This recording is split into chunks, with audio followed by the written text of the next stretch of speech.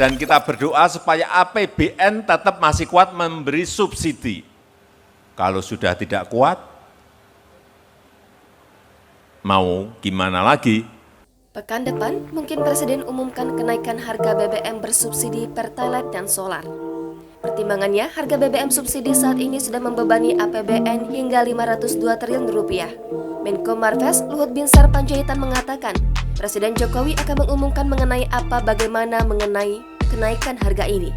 Sebelumnya, Presiden Jokowi beberapa kali sudah mengindikasikan tidak mungkin kita pertahankan terus demikian karena kita harga BBM termurah di kawasan ini.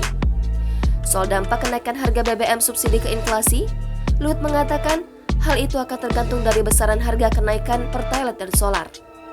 Luhut mengatakan kebijakan kenaikan harga BBM merupakan salah satu cara pemerintah untuk mengurangi beban APBN. Selain itu, pemerintah juga mengaku sudah melakukan upaya peralihan ke kendaraan listrik, penggunaan biofuel. Sementara itu, Menteri Keuangan Sri Mulyani mengatakan, jika harga BBM subsidi mengalami kenaikan, pemerintah menyiapkan bantalan dalam bentuk bantuan sosial atau bansos.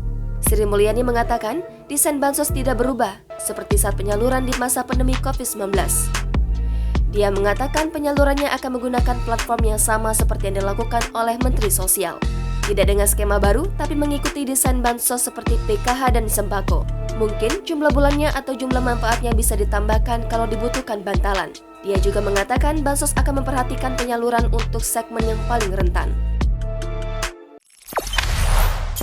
Jangan lupa subscribe, share, komen, dan like ya!